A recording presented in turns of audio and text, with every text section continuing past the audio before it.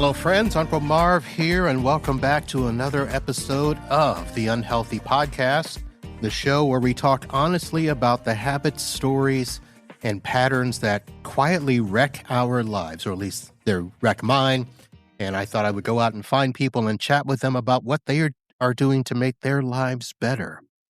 And today we're getting into a topic that I think most of us were kind of taught, but maybe don't always understand when it comes to boundaries and internal safety.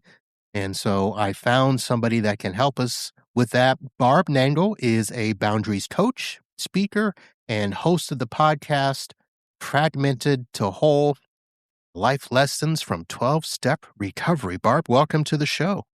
Thanks, Uncle Marv. I'm really excited for this conversation. I am too, and I will honestly admit that when it comes to this topic, I probably don't know as much as I think I do. Okay, well, that's great. That means you'll be asking genuine questions that Yeah. I will very likely be able to answer. Well, I think a lot of us do. I think, there's a lot of areas that I'm finding as I progress with this show that we just assume we've heard one or two pieces and we think we know everything about it. Mm-hmm. And I've never understood, or at least I've never associated the term boundaries with safety, at least in the way that you've talked about it. It's always been boundaries as to, this is how I want to live my life. Mm-hmm. These are my boundaries, and other people should respect it. And that's it. Mm-hmm. So, yeah, way more complex than that. yes. So let's start with when you get asked about this, let's start with what's your definition of boundaries and then kind of guide us into how that turns into internal safety. Sure. So I think of boundaries as there's standards that you have for your life, hopefully that you live up to, and therefore you have limits for yourself and for other people to uphold those standards. So I've used health as a good example for a long time, but I feel like I'm getting tired of that. And so maybe social interaction is a good one. So, I've realized that I really don't like gigantic parties. I would much rather get together one-on-one with someone or maybe like 6, maybe 8 people and interact because it's just too much stimulation for me. Actually, I always thought I was an extrovert who needed a lot of alone time. Then I learned that there's something called an ambivert, which I think that's what I am. It's like in between an introvert and extrovert. And so that makes sense for me as an ambivert that I don't like the giant thing. I do like to spend time alone, but I'd rather have meaningful social interactions with other people. So the limits I have for myself is unless it's something really important like a wedding, I'm not going to say no to a wedding because I'm celebrating with someone. But if it's just like a New Year's Eve party and there's going to be 1 million people, no, not going. I don't typically go out on New Year's Eve anyway because it's a big drinking night and I'm a sober person. And then, limits, that's a hard one to say limits for other people. So maybe I will go back to the health. It's like I have a lot of high standards for my health now because I neglected and abused myself for so long with drugs and alcohol and food and toxic situations and stuff. So limits I have for myself to support, uphold, and promote my health are things like I go to bed by 10:30 at night because sleep is foundational to good health. A limit I have for another person to uphold my health standards is I don't let people smoke in my house. So the standard is health. And then the limit is based on like what you need to meet that standard. Does that make sense? It does, and Okay. I wanna ask the question just popped in my head because Mhm. Mhm. when that has come up, it's usually in a context of somebody like you said, Mm. "I don't let people smoke in my car," and then people are like, Mm. well, aren't you a fuddy-duddy?" Sort of a thing, Mhm. and Mm. it's kind of always been either laughed off or smirked at or something like Mhm. this, but it seems as though we are now making a conscious effort in health and wellness to say, no, these are boundaries that are legit that, Mhm. people don't have the right to trample on. Does that sound fair? Yeah. And well, whether they have the right or not, I mean, it's kind to not do that, but there are some people with such poor boundaries that they are incapable of respecting your boundaries, and so that's where they're your boundaries. So I'll give you an example from my real life. So years ago, when I was learning how to build healthy boundaries, my brother was just mired in dysfunction, as was I, by the way, and he and I have since, like, reconciled and reconnected, but this was years ago. And I really, even though he and I agree politically, I don't want to talk politics and I didn't want to hear about his job. So I would say to him, "Hey, while I'm here, I don't want to talk politics. I don't want to hear about your job." And I thought that was me setting boundaries and that he would be like, "Oh, okay." And I realized, first of all, he's incapable of doing that. He just is literally mired in politics and all he thinks about is work, or back then anyway. And so I started to realize, wait a minute, these are my boundaries. I'm the one who doesn't want to talk politics or talk about his business. I can't force him to not do that. So what can I do? And I realized that I could spend less time with him. So I started spending less time with him, like number of minutes or hours, and less frequently. Now, I could have gone to him and said, "Hey, if you don't stop talking about politics and work so much, I'm going to stop spending so much time with you." But back then, I didn't even have the wherewithal to have that conversation. So I just did it. It's not wrong that I just did it, but it worked for me because I didn't have to have the conversation with him because it didn't feel emotionally safe because I knew if he pushed back, I might cave. And it just worked for me because I was like, "Oh my god," like, I didn't know before that, Marv, that I don't have to put up with stuff that I really don't like, especially not from my family. I just didn't even understand that it was an option to have my own standards and live up to them. I just basically grew up believing you just deal with whatever comes at you, just deal with it. And that's what I did. And then I started learning, "Oh, wait, I get to have my own standards for life." So I get that. And I mean, in my head, I'm thinking, okay, that sounds perfectly normal. Yet there are so many instances that, you mentioned growing up where people were just told to suck it up, you know? Mhm, Yeah, mhm, you live with it, you deal with it. And mhm. when did you get to a point in your life where you said, this is not healthy for me? Well, I hit what I call a codependent bottom back in 2015 when I was 52. I can talk about the word codependent and what a codependent bottom is if you want. But what happened was I had invited a homeless friend that I met through church to stay at my home during a really bad snowstorm that we had. And I now know it's actually not normal to invite a homeless person to stay in your home. And of course, he said yes. And then I invited him another time and another time. And within a few weeks, he was practically living with me. And I soon felt trapped in my own home. So one day I was talking about him. His name was Dan. I was talking about Dan in therapy. And in the middle of a sentence, I went, "Oh my God, do you think I need to go to Al Anon?" to my therapist. And she said yes. So, in case people don't know what Al Anon is, it's a 12-step recovery program for the loved ones of alcoholics. And when people hear that, they're often like, wait a minute, why do the loved ones of alcoholics need a program of recovery? And it's because alcoholism is actually a family disease. We tend to think of alcoholism, the drinking behavior of the alcoholic, as the problem. It's actually the tip of the iceberg of the symptoms of the problem. And so what happens in families of alcoholics sort of naturally is they start trying to control the behavior of the alcoholic to get them to stop drinking, to get them to go to rehab, to detox, go to meetings, start taking responsibility for their life. And they start engaging in all these controlling behaviors and then usually entirely focus on the alcoholic to the complete neglect of themselves.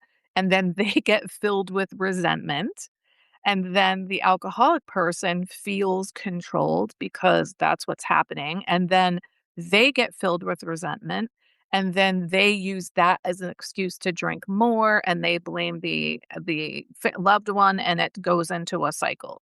So I had heard of Al-Anon. So whatever I plugged into Google when I got home, Marv, the word codependent came up. And I was like, what? Now, I had started therapy when I was 15. So this is 37 years later. I wasn't in therapy the entire time, but damn close. And I had been introduced to the whole self help world when I was like 22. So this is 30 years after that. And then I had done all the workshops and seminars and retreats and spiritual, like you name it. And I was like, how have I never heard of this word codependent? And so I found that there was a group called Codependents Anonymous. And that is where the world opened up to me. And I started to understand my patterns of behavior, that putting up with stuff from other people that annoys the hell out of you is not something that you have to do. It's something that you can choose not to do. I didn't feel like I was choosing to do it. I actually was, but I was blind to the fact that there was choice involved there because I didn't perceive any other choices.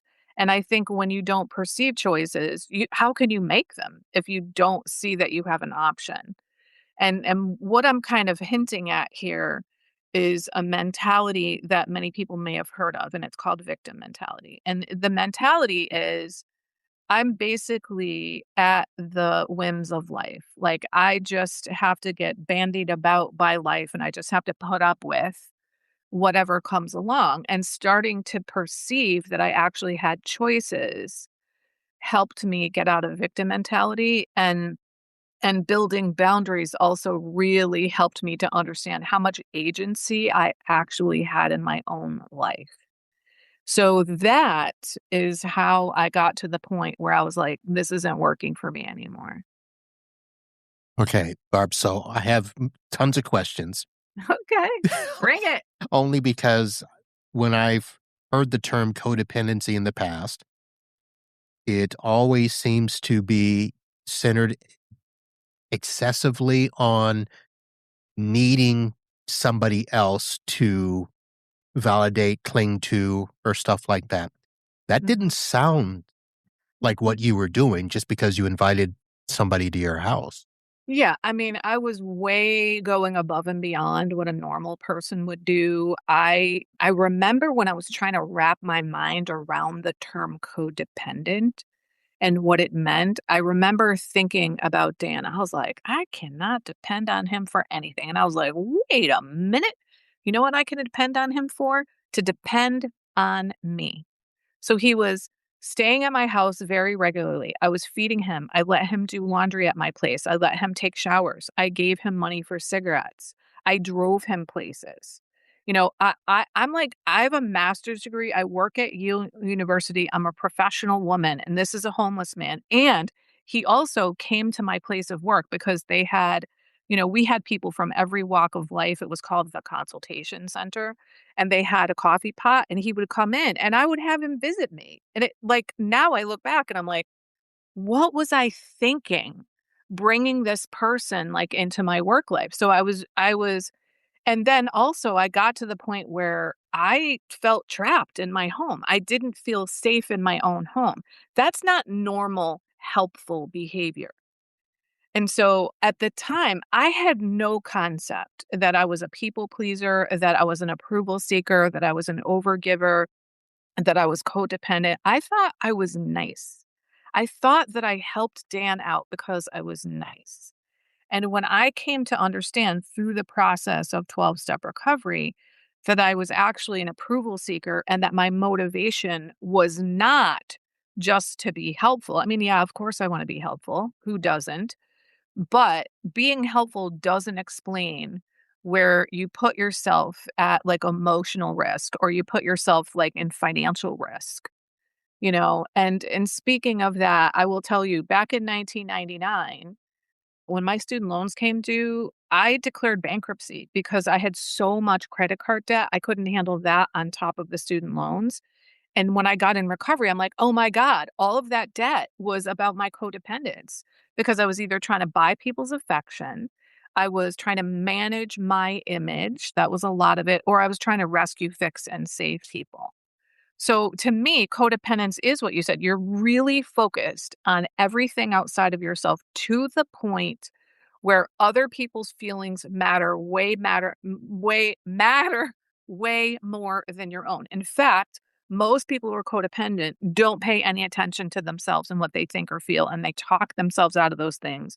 And they tell themselves things like, I'm just being selfish, and, a good person would never turn a homeless person away, and, things like that. So you do have it right, but the implications of that are profound and far reaching. Okay, that made sense. Now, you keep talking about recovery. And again, there's that disassociation in my mind where recovery has to deal with alcohol or drugs or something severe Mhm. when it comes to depression and stuff. Now, Mhm. were you in because of codependency, or were you doing other recovery things and that just happened to come out Yeah. of it? Yeah, I'll take a couple minutes to Okay. tell you about my journey. So, codependency is what got me into recovery. So, you're right. So, Alcoholics Anonymous was the first 12-step recovery program ever created in the 1930s in the US. It was the first time in history that droves and droves and droves of alcoholics got and stayed sober, documented it, and started carrying the message to other alcoholics. Al-Anon was the second one. I think Gamblers Anonymous was the third. I'm not really sure on that. Now there are some 200 and something. Wow. So, yes, 12-step recovery is for some kind of physical addiction, but it's also for things that people call process addiction. So, it's not a substance that you ingest like alcohol or cocaine or marijuana. It's like you're addicted to like sex or alcohol or people in the terms of codependence, like what people think of you kind of thing. And so Codependents Anonymous is about learning how to like really focus on yourself. But what happened for me was about 6 weeks into my journey in CODA, which is the nickname for Codependents Anonymous. By then, I remember I had said to somebody, I think I need to be reparented. But I have no idea where I got that term from. I think I thought I made it up. Well, Reparent 6 weeks reparented. reparented? Okay. Yeah. Yeah. I can flesh that out in a little bit if you'd like. So about 6 weeks into CODA, I went away to Cape Cod, Massachusetts to visit my friends, one of whom had been in AA, Alcoholics Anonymous, for like 10 years at that point. Every time she'd ever spoken to me about it, she just raved about how utterly transformed her life was about as a result of AA. So I got there and I'm like, you're going to love this. I'm going to Codependents Anonymous. And she was like, oh, this is great. While you're here, let's see if we can find a CODA meeting. And she couldn't. But she found an ACA meeting, which I knew of as ACOA, Adult Children of Alcoholics. It never occurred to me that I would qualify for that program. Never occurred to me. Like I'd heard of it for sure, but I didn't know why did adult children of alcoholics need a program of recovery. And now we know because it's a family disease. So we go to the meeting because her dad's an alcoholic. And I walk in, and in the opening readings, they said something about we reparent ourselves. And I was like, wait, what? That's a thing? What? And then they read the list of the 14 traits of an adult child. Now, my friend tells me I sobbed the whole meeting. I don't remember that, but I bought the literature. I came home to New Haven, Connecticut. I started going to ACA meetings. Then another one started. Then I started going through the ACA 12-step workbook with 3 other women, and I could not believe the profound like insights and then the integration of those insights into my behavior. I couldn't believe it. And the way that I describe ACA now is that it's a trauma recovery program where you reparent yourself and you use the 12 steps to recover. So I did the 2 of those programs for about a year. CODA, I just went to meetings. I didn't do anything else. ACA, I dove in. I worked the steps. I went to workshops. I hung out with people in that program. And about a year into that, I decided to let go of CODA because it was maybe a 75% fit and ACA was 100% fit. And that turned out to be a higher powered moment for me because one of the women I had been doing the 12 steps with had started going to Overeaters Anonymous after having shared about her relationship with food. And I remember being aghast at what she was sharing. And it's not what she was doing, it was the fact that she was sharing it because that was me. So I went to this meeting with her and I'm like, oh my God, I'm a compulsive overeater. I didn't even know that that was a thing. I am now down over 100 pounds from my top weight. I've been at my goal weight for over 8 years. And it's called abstinent in that program. I've been abstinent. That's equivalent to being sober in an alcoholic recovery program. I've been abstinent for 10 years. I've been in ACA for 11 years. And my life is, I mean, I just can't tell you how utterly transformed it is. And the way I think about this, Marv, is that all that, the tons of personal development I did before recovery, like scratched the surface of the iceberg of my life, and recovery melted it, which is why I started my podcast. Because the things I learned about myself in my first 2 to 3 years, and don't get me wrong, I continue to learn things about myself, but it was massive in the beginning. Zero of those things had ever come up in any of those years of therapy, in any of the personal development, in any of the reading, in any of the workshops, the retreats, the support groups, none of it. And I thought, what is going on here that I've gotten this massive transformation, but none of it came up, and I've been trying? What's happening for people who are not trying? And so that's the main reason why I wanted to start my podcast, because I'm like, there is stuff here. There's tools and tips and tricks and mindset shifts, and especially coping mechanisms for how to deal with the vicissitudes of life in recovery that I had never learned elsewhere. So recovery means basically you have some kind of an issue that is plaguing your life. And then in the context of 12-step recovery, you use the 12 steps to recover. And then that problem, it doesn't necessarily go away. Like when it comes to addiction, the people in 12-step recovery anyway are of the belief that you're never not an addict, you're just not using. So staying in recovery and doing continual personal development work and staying connected to other people is what's going to keep you, sober or clean or abstinent or whatever it is, as opposed to, oh, okay, I'm done with that alcohol problem. And, I'll begin drinking again someday and be able to have just one beer. And, what I learned as a compulsive overeater and a recovering compulsive overeater and sugar addict is that, like, I can't have just one bite of the things that I binged on. I told myself for fucking 40 years that I would just have one bite, and I never did it. I couldn't do it, but that somehow wasn't evidence enough for me that I couldn't do it. And now that I'm in recovery, I have all these boundaries in place for myself, and I'm able to withstand them, partly because I am not living a life that I need to escape from anymore, partly because 12-step recovery programs are spiritual programs. You don't have to believe in God. You do have to believe in a power of some kind greater than yourselves. Maybe it's the power of the group. And it's also because they're group programs. I have fellows in recovery that know what it's like for me, and I reach out to them and I stay connected to them. So when I say recovery, that's sort of the gist of what I'm talking about. Okay. Like, give you a moment here to catch your breath. And I there's so much there in your story that is just, I don't want to say mind-boggling. That's not the correct term, but it is something where like a light turns on, it sounded like, of all the things that you were going through.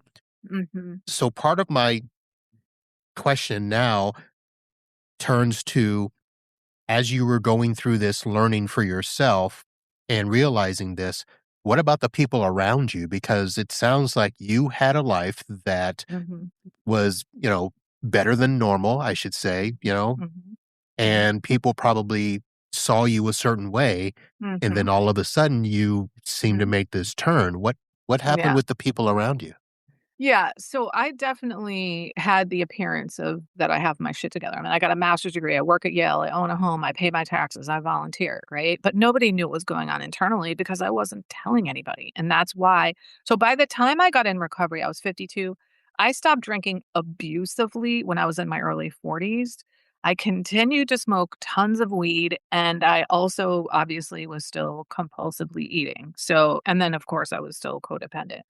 So I was doing all kinds of things that I just had no understanding of the connection between all that substance use and the compulsive overeating and the rest of my life. I thought it was normal to drink, you know. And so what happened over time with people around me is that as I started setting boundaries, I kind of lost most of my friends. And it's not because there was ever an argument or confrontation or anything, but what I realized was that pretty much all of my friendships, I did all of the social work. I made the arrangements, I did the phone calling, I set the stuff up. I made the friendships move forward. And when I stopped and then I started to realize this isn't the reason I'm resentful at my friends all the time is because of that.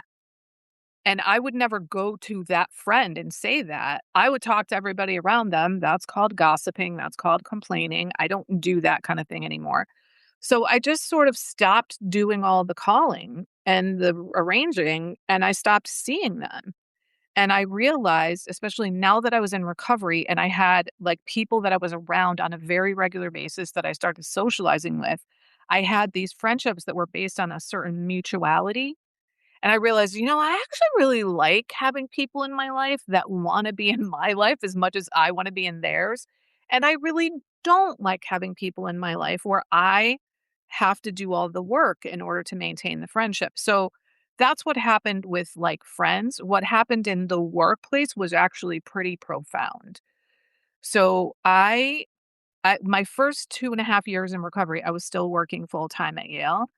And as I started specifically building boundaries, there was other things too. I started to see this effect on my team, my project, my organization. And I remember going like, wait a minute, none of them are in recovery. Like what's happening here? And it's just goes to show like when one person changes the dynamics of their interactions with those around them, everything around you changes because you're the center of your life. And when you change, all the things around you change. And so a really good example is I had this boss who I was with the whole 19 years I was there. I loved her dearly, and she also drove me crazy. She was one of the most unreliable humans I've ever met. Mind you, she was like an assistant, I can't remember, assistant associate professor of psychiatry at Yale University. Obviously, this woman is highly accomplished and knows what she's doing, but she wasn't doing things the way I wanted her to do. So she didn't show up on time for meetings. She blew people off all the time. She didn't follow through on things. Whenever she estimated it's going to take her so long to do something, she was wrong 100% of the time. And it drove me crazy. And I complained about her all the time, but not to her. I tried to manipulate her to get her to do the things I wanted. And when I started realizing, wait, I don't have to go above and beyond the call of duty here. I don't have to buffer her from the negative consequences of her behavior when she continually blows people off, when she doesn't show up at things, when she doesn't show up on time. I used to be like, let me find her, let me call her, or make excuses for her. And I stopped doing it. And I also started realizing that there were a lot of things I had been literally waiting around for her to do for 19 years that were perfectly within my skill set and my purview to do. But because I kept waiting for her to change, I didn't do any of them. So what ended up happening was we had a smaller, we had multiple levels of teams, but my smaller administrative team, I was like, here what we're going to do. We're going to have a 15-minute touch base meeting every Monday, unless we don't need to. And then our larger team met every other Wednesday. So I said to my small team, on the Wednesdays the large team doesn't meet, we're going to meet. Now, when you need to talk to one of the four of us on this small team or communicate something, your first question is who needs to know? If we don't all need to know, don't include all of us. How do I need to communicate them? Is this something that can be done via email, on the phone, or in person? If it's on the phone or in person, the first words out of your mouth are going to be, do you have a moment? And what happened was instead of having impromptu meetings when we run into each other in the stairway or in the kitchen, we actually had meetings in our meeting time. And then when we ran into each other, we could chit chat. Whereas when we had meetings with our boss, a lot of times she wouldn't show up and she would write the agenda. And then we'd be chatting about stuff and she'd come in and we wouldn't cover the work stuff. We'd be chatting. And so what happened as a result of me implementing these things is that my team the morale went way up. They felt way more effective because we were actually communicating about work in a structured way. And we were able to have pleasant conversations in the stairway instead of like, I'm on my way up to another meeting, but I need you for 5 minutes because blah, blah, blah, blah, blah. And our effectiveness went up, and I felt way more empowered and like I had way more agency in my life. Meanwhile, that agency had been available to me all that time, but I didn't know it. I didn't see it.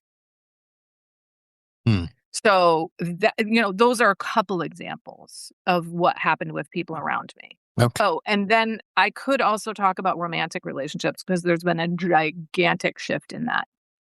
Do you want me to go into that now? Well, Or I was was your going to say that's where most people understand codependency the most Mhm, in mhm, personal relationships. mhm, Although I can now understand, work relationships can fall in that mhm, category, even mhm, personal friendships. So, mhm.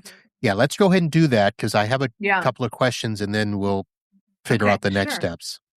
So prior to recovery, well, when I got in recovery, I did a relationship inventory and I found that I happen to date men. So there were 28 men on my list. So these were everybody from I dated them a handful of times to I lived with them. So like the gamut of You relationships. I remembered lived with all it. 28? What was that? You remembered all of them? Yes. I remember my teacher and every homeroom teacher from the beginning of time, and I'm 63. So, yeah, I just Wow. have that kind of mind. And also, you're doing work, like, you don't do it in one sitting. You're like, "Okay, all that stuff." So, anyway, every single one of those relationships was dysfunctional, and what I saw when I did the inventory was that my codependence got worse over time. I also happened to this wasn't actually part of the inventory, but I did it from my own self. I also noted how many of those relationships contained massive substance abuse, all of them except for the last one. How many of them was I actually in love with? How many of them did we both declare I boyfriend and girlfriend? How many of them were friends with benefits? How many of them did I break up with? How many broke up with me? Just for because I'm a sociologist by training. I'm like I just like data and I want to see the patterns and stuff like that. I am now in the only healthy romantic relationship I've ever been in. We've been together for 7.5 years. I was 55 and he was 60 when we met, so it's never too late. And when I was in recovery, I tried to date somebody about 6 months in, thinking this is hilarious that my codependence was gone, and it so was not. And he might as well have said to me, I am emotionally unavailable, or had it written across his forehead, but I couldn't see that. So after that was about 6 months into recovery, and I remember saying, in 6 months, it's my birthday, I'm gonna wait until then to date, because what was happening with all the women in recovery around me, they were like, "I wanna date, I wanna date," and I was like, "Mm," and then I got to my birthday, and I was like, I'm really digging my life right now, I think I'll wait until I'm done with the 12 steps," and then when I was done with the 12 steps, I was like, "Yeah, I'm really, really enjoying my life in a way I never have before." It's not that I don't wanna date, but I'm not gonna seek it out. I'm not putting any ads online. If I meet someone, then okay. So when I met my sweetheart, it was like I knew this man needs to enhance in my life, and this needs to go up. Well, he was also in recovery. I didn't meet him there. I actually met him through church because our two churches were potentially going to merge, and so I knew him kind of peripherally. And then I saw him outside getting out of a 12-step meeting after I was getting out of a 12-step meeting next door. So I put it together.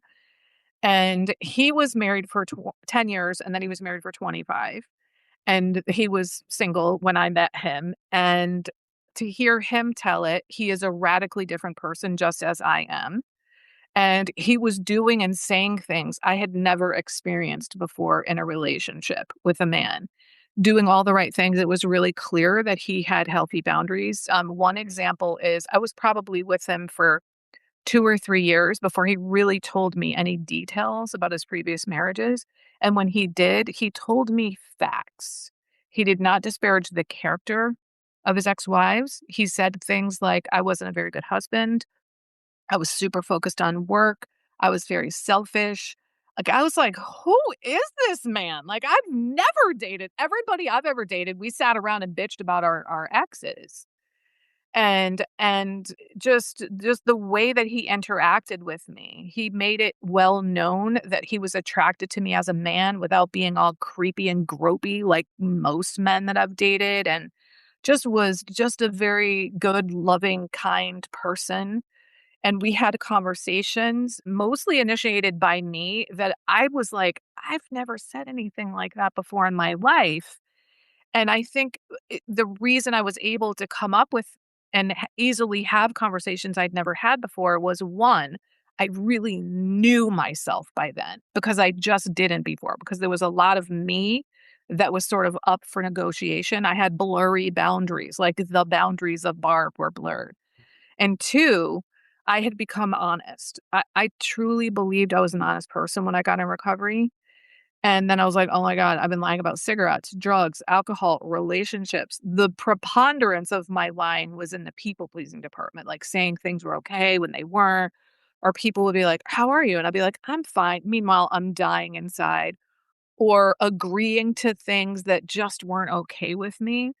And so once I became honest and really knew myself and also really enjoyed my life the way that it was, I was like, look, here's what's happening. This isn't working for me, or this is working for me, or can I, request this from you? And here we are. October will be 8 years that we've been together, and it's been incredible. And I had no idea that this level of, like, peace was available in a romantic relationship. I didn't know this level of intimacy was possible, and I attribute the vast majority of my ability to be in a healthy relationship to my boundaries. There's other things too, but it's really about me knowing who I am and being an honest woman of integrity because of my boundaries.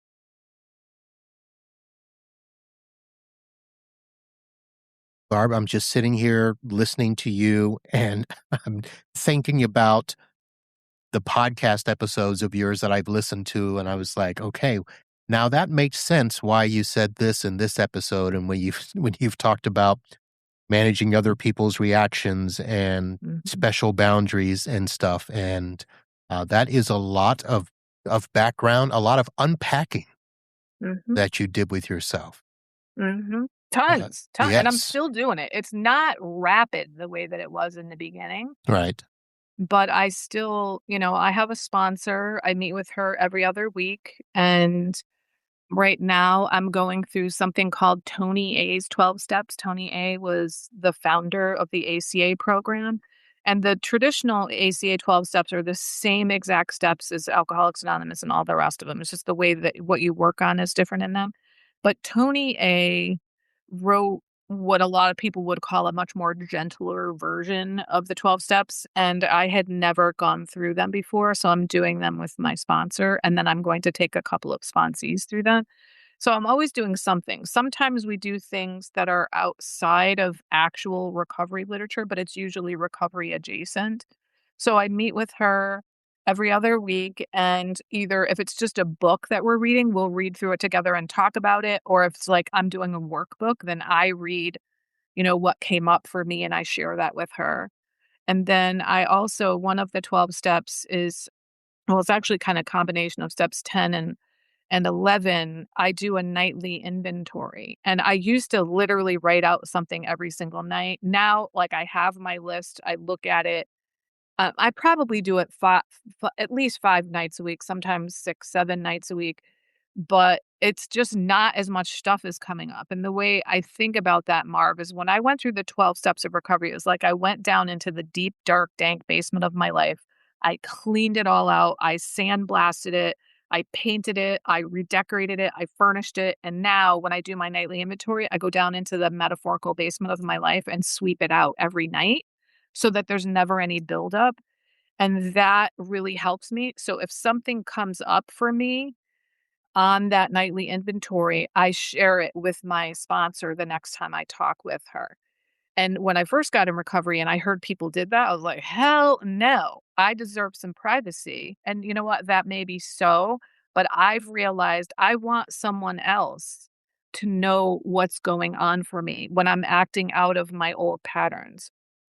I want someone else. And I've been working with her. I think it's been 8 years now. It's 8.5, 7.5, 8 years now that I've been working with her. So she knows me and she could be like, you know what that sounds like? That sounds like the time that you blah, blah, blah, blah, blah. And I've never had a person like that ever in my life before. I've never let somebody in, even therapists. I did a lot of withholding of information of therapists in the past. And I know I'm not the only one. I think most people do. Yeah. So I don't do that with my sponsor. Wow. Very nice. Well, Barb, I don't know a way to transition properly because what we said we were going to talk about was internal safety and Mhm. how boundaries apply to that. But I do want to say thank you for being very willing to share. I'm not sure you planned on sharing that much, but thank you. I think that now we should Nothing probably I haven't shared before. okay. I'd like us to take a break and Mhm. regather and come back and talk about, what you're doing now because of all that stuff that you found out about yourself. Does that sound Yeah, okay? sounds perfect. All right, folks, we are going to come back. I will have the links in the show notes. I mentioned her podcast already, Fragmented to Whole. Her website we did not talk about, but we'll have that in the show notes, and then we will come back for part 2, and you'll hear more from Barb Nangle. We'll see you All right. soon, Thanks, folks. Barb. All right. Live healthy and be happy, folks.